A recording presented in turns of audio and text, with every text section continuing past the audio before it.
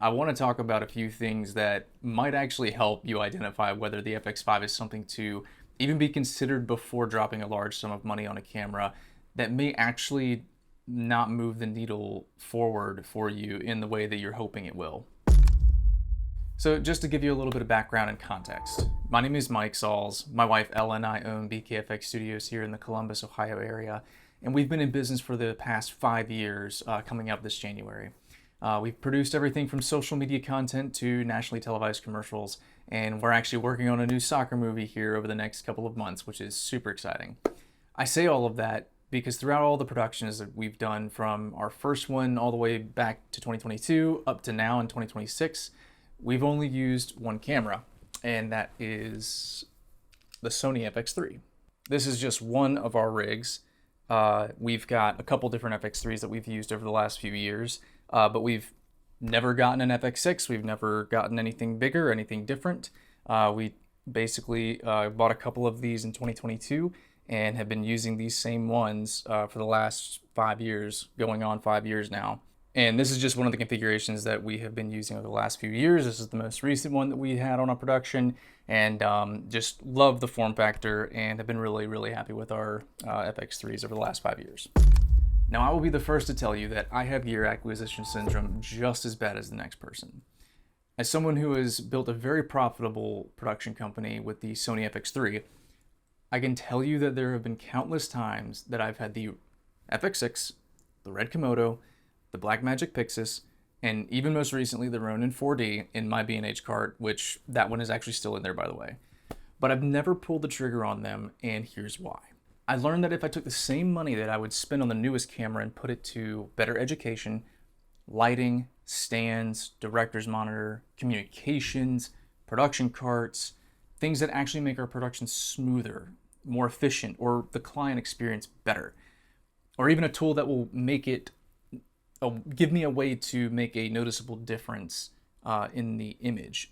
Those kind of things will help me grow and get a ROI way faster, and it'll make BKFX as a whole more capable. And I know that for some of you, that stuff is not nearly as exciting as new cameras. And a lot of it will require new skills like lighting or pre-production or communicating better with your clients. But if you really want to grow, sometimes you actually have to put what you want on the back burner for what you actually need. For most of us that are in the video production or creative space, if you're grading your own footage and not using super talented, experienced colorists, you're probably not getting anywhere close to the full potential of your camera sensor. For me personally, there's been many times where I feel like I have unlocked new levels of my FX3 year after year as I've learned to grade better and use masking techniques, especially with developing my ability to light a scene. And I'm not even using an external recorder like an Atomos, which would give me 16-bit RAW. So I haven't even maxed out my FX3. Now, in my opinion, there's 3 things to get dialed in before making a camera upgrade. Number 1 is going to be proper camera settings. And I'm talking about things like exposure, frame rates, shooting in log, all of the things that are the technical side of filmmaking or just being creative with your camera. You don't necessarily need to learn how to light. You don't necessarily need to have all these other skill sets. It's just the first thing is just making sure that you are exposing your image properly. Making sure that you are understanding your ratios. How are you gonna use the settings? Why would you use 24 frames a second over 30 frames a second? Why would you use 60 frames a second over 120? Or 120 over 24 frames? Understanding why and how you're using your settings, especially when it relates to the story that you're trying to tell, or the content that you're trying to create, that's one of the first things that I would recommend getting dialed in before even moving on to getting a new camera or upgrading anything. Because if you don't learn it now, you will have to learn it eventually. You can't just keep putting it off. And that's the thing that I'm trying to communicate to you guys when it comes to buying new gear, buying new cameras, especially a new camera. A lot of people look at a camera and they think, this is going to solve my problems. And unfortunately, a new camera is not going to make you better. A new camera will never make you, it's never going to give you the level up or the change that you're really looking for. I get it if you're going from like a Canon T2i to, a Sony FX3. That's a huge difference. You still have a lot to learn on how to even get to a point where the Sony FX3 will actually make a real difference for you. Just being able to go from not having slow motion to slow motion is not, that will change something for you, but it's not necessarily going to make you a better content creator or a better filmmaker. Number 2 is going to be lighting. And that includes natural and curated or studio type lighting, where you are bringing your own lights in and creating a scene. Learn how to stay on the shadow side. Learn how to get contrast and a good looking image with natural light, and learn to use what you have available to you and that you can't control. And when you can learn that, and when you know how to get a good image naturally and understand why you're getting it, then you can move to understanding creating light and bringing extra light in. What are you missing from the light that's already there, and what do you need to bring in? That's where the curating comes from. If you can understand 3-point lighting, if you can understand something like what we have here, where I want to keep this look here that we have natural, but also this, it's not necessarily natural because I have to bring in lights. I have a huge softbox with, I've got it draped with some muslin so that it softens it up that much more. And then I've got a harder source on this side that's giving a little bit more edge, a little bit more harder light on this side. So now we've got hard light that fades across the face and then just kind of grades off to the dark shadow side. And I've got this practical back here, which is a lamp. Not only is it interesting for the background, but it also creates this little edge here. And that's something that, and that's an aperture B7, by the way. So it gives me more control. But it's things like that the goal is natural. The goal is keeping things looking like it would normally in real life, but just amplifying it or motivating it and bringing things in to where now you get to kind of create your world. And learning how to use lighting like a 3-point system, whether it's lighting the face, someone, or lighting your whole space. I think if you can maximize that, learn the basics and get competent with that first, that's going to set you apart and get you ready to move on to a new camera or a new system. And number 3 is going to be grading. Once you film what you film, once you get your exposure right, once you get all of that and you take it into post-production, then can you grade it?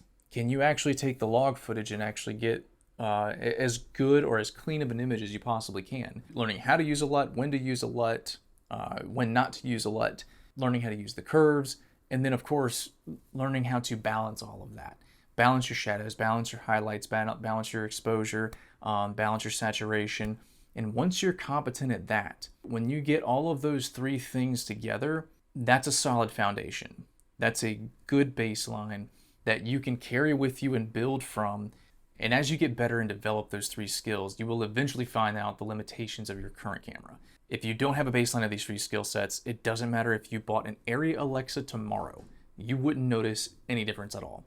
I can put my Sony FX3 next to an Arri Alexa, and if I cut all these lights off right now, and I'm just using the natural windows, I'm just using what's in the room, no extra lights. If I cut them all off side by side, Arri FX3, they would look exactly the same. The Arri would not look any better than the FX3, and both images would look like crap.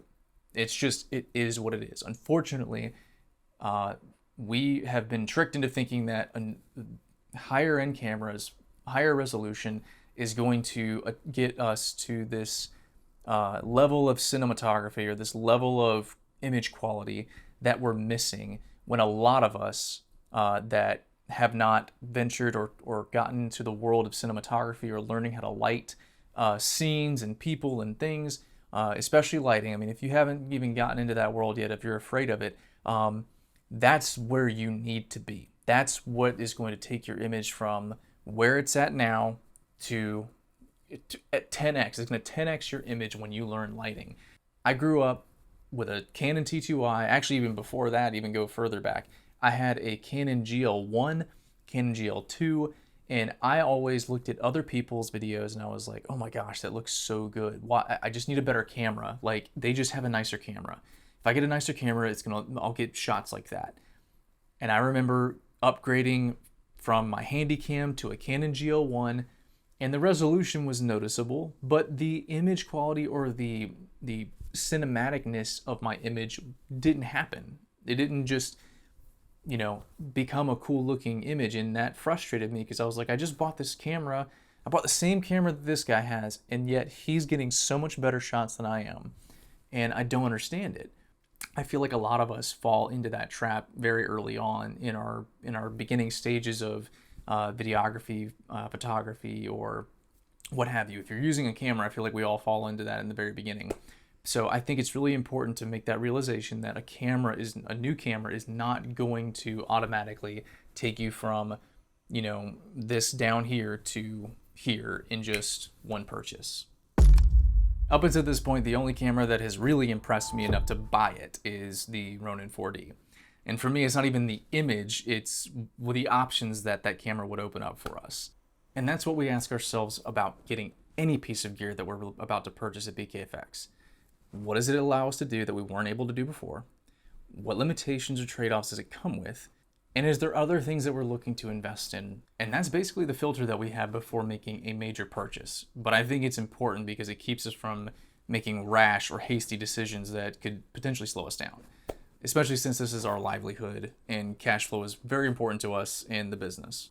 So for us at BKFX Studios, when it comes to the FX5, if it has the specs that everybody is speculating on, the 5K open gate, the global shutter, the triple base ISO, and the X-OCN Codec, if it has all of those things, we will be purchasing one the second that it drops and becomes available. For us, we do a lot of brand films, which is essentially evergreen content that lives on websites, or it's a story about the brand or the company that want to communicate to their clients who they are and what they do. That is our specialty. That is what we do the most of, and that we basically package that as a campaign for this main flagship video. And then we tier that down into, 3 other videos that are, whether it's educational or if it's like a testimonial. Down from that is social media cuts. And so because of that, the open gate aspect of the FX5 will come super handy for us because we're already getting, good quality with the FX3. We're able to crop in on horizontal footage on the 16:9 and still get good looking footage. It's still crispy, it's still clear, it's still high quality when you cut in. The only problem is that you really lose a lot of the framing, you lose a lot of you lose so much canvas, and it really bugs me about that with social media, that it performs better vertically. And for me, that's frustrating, and I think that the open gate, it will increase the quality of our production in terms of those deliverables, but it also gives us the better framing, it gives us better quality, it just gives us that little bit more in overall, product quality. And so very excited about that. But on the other hand, we have clients that we do solely vertical productions for. One of them being Battle of the Badges. We film everything vertical. That's gimbal, handheld, you name it, drone. If we can get it vertical, we're doing it vertical. Because the ROI for them when it comes to social media is super high. That's where a lot of the sponsorships are coming from. That's where a lot of the brands, a lot of the, their target audience is finding them through social media. And so our goal, for me, I want to maximize my framing. I want to maximize, I want our workflow to be as seamless as possible. I want our editing to be as seamless as possible.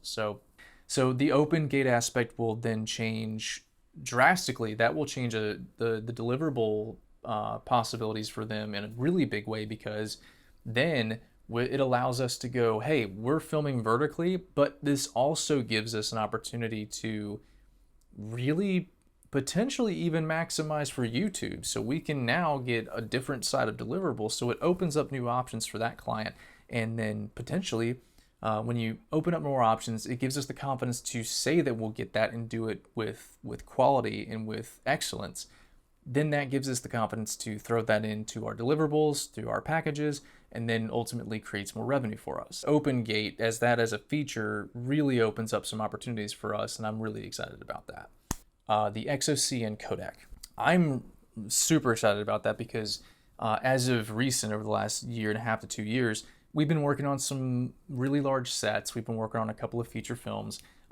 In just like I said earlier, this summer we're working, actually this month in August, we're going to be working on a soccer movie. So we're going to be working on a feature film. We're going to be working alongside with, guys who are running Arri Alexas, Sony Venices.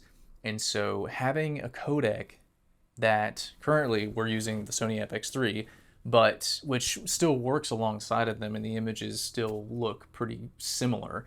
But when it comes to all of that footage going to an editor into post-production, it gives the editor or the colorist so much more information and a more seamless workflow, in my opinion, than if you hand him, one of the compressed files from an FX3. Even though it's logged, there's still some compression, there's still some things that are there that it isn't true raw, and it doesn't give you as much flexibility as the Arri or the Venice or those raw codecs will give you. Even the form factor of the FX5 is supposed to be in between the FX3 and the FX6. That's gonna, for us, be a sweet spot of having a form factor and the codec and the open gate, all of these different things rolled into one, is gonna really open up some opportunities for us. Now, as far as the triple base ISO or the global shutter, those are more nice to haves for me, because the global shutter is something that is a personal thing for me.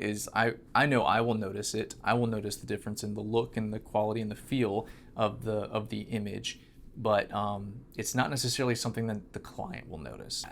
When it comes to the triple base ISO, the FX3's 12,800 has worked really, really well for us. Now, I will say that having the two very different ISO bases, like 800 to 12,800, there's so much meat left on the table there that we don't ever really get to touch. So going to 12,800 ISO and having to ND down is kind of frustrating, because now I'm adding two different levels or two different layers of things that are changing my image. One, I'm throwing ND I'm throwing extra glass and neutral density, so that's changing, the image a little bit. And then you're also adding in the electronic exposure, so now your colors and your data and all that stuff is getting messed up a little bit too. Still a clean image, still looks good, but I'm really excited to see where it actually lands on that third base ISO. Guys, whether we like it or not, visuals, resolution, dynamic range, global shutter, lighting, speed ramps, transitions, sound effects, all of those things, so many of us focus a lot of time on. They are not actually the most important thing about filmmaking or content creation. The most important thing about what we do is the story and learning how to tell one effectively. When we learn how to take a human being on a journey and make them feel exactly what we want them to feel and communicate a message that we want to convey to them, everything becomes a tool in the bag that helps us tell these stories. They all matter and they are all important. Whether it's an Aperture 1200X or a lamp, an iPhone or a Sony Venice. And the more that we develop our ability to craft and tell stories, the more we will be able to use those tools to their fullest potential. So guys, I hope this was helpful. I hope this kind of got your gears turning. I hope this got you thinking about whether moving to a camera like the Sony FX5 or a different camera. It could be the new Canons, it could be the new Nikons, it could be any camera, not just the FX5. And I think new gear is not always the answer. It's developing your skill set. You need to learn your basics, you need to learn lighting, you need to learn framing, you need to learn how to tell a story. We have been hired by so many different companies, so many different clients, and I have heard it multiple times, and I've asked them, and some of them have other content creators. They have people who have the same cameras as we do. They have the same gear. They have an FX3. They have aperture lighting. They have all the bells and whistles. And I asked them, why did they choose to work with us? You have talented people. You have the kit and the equipment. Why are you choosing to come to us and help you on this project? And their answer is, because you know how to tell a story. Because our company is missing the story. It matters, and clients notice it, people notice it. We all watch movies, we all see stuff that's been made on, you know, lower resolution cameras, old cameras. We see stuff that is not fancy, or, you know, the editing isn't crazy or wild, but yet simple stories, simple movies and things like that have moved us to tears and gotten us excited and inspired us because they're stories, because the story was so good. We don't think about the visuals. We don't think about what camera they use. We don't think about, you know, how well they lit a scene. When the story is good enough, we're locked in because we get to connect with someone else across that screen who's portraying a message, and we're resonating with it. And, you know, that's the powerful part about what we do. That's the most important, that's the most powerful part about what we do, is telling stories. A camera is just a tool. A light is just a tool. Editing is just part of the tool, and we don't let the tool dictate how we tell a story. We let the story that we want to tell dictate how we use the tools. And so I hope this is helpful. I hope this helps you contemplate your decision, and maybe it helps you, maybe it helps you further decide that the FX5 is the move to make. Maybe you're in a spot like us where we've been ready to move on and upgrade for a while, but it's just been hard to notice any real improvements over the last few years when it comes to cameras. And it's just, I think this camera potentially could be the reason that we upgrade, and so we'll see. I don't have my hopes up too high, but we'll see, and we will be one of the first ones to get it if it is what it's being hyped for. So hit the subscribe button, keep in touch, and follow along. And if as this gets released, we will purchase it, we will order it, we will use it, put it through its paces, and we will make a lot of videos on it and show you guys exactly what it does, how it works, and what we think of it in real life use case scenarios. And we'll put it right next to the FX3, and we'll show you the image back to back, and we'll show you that it's probably not that different. But yeah, very excited to see what all comes from Sony in this new camera. So that's it for now, guys. Thank you so much. We'll see you in the next one. Peace.